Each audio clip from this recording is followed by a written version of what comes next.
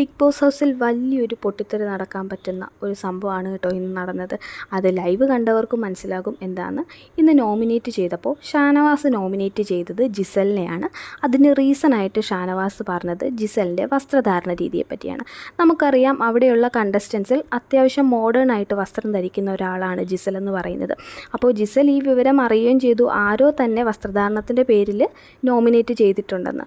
പക്ഷേ ജിസലിന് വേറൊരു ഓപ്ഷൻ ഇല്ല. കാരണം ജിസൽ തന്നെ പറയുന്നുണ്ട്, എനിക്ക് വേറെ ടൈപ്പ് ഡ്രസ്സുകളൊന്നും ഇല്ല ഇടാനായിട്ട്.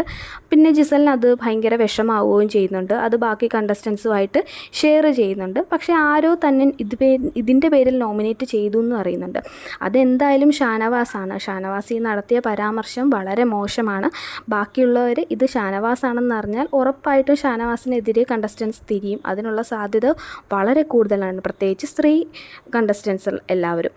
അപ്പോൾ ഇനി ഇത് ഷാനവാസിൻ്റെ ഒരു സ്ട്രാറ്റജിയാണോ എന്ന് അറിയില്ല, നമുക്ക് പറയാൻ പറ്റില്ലല്ലോ.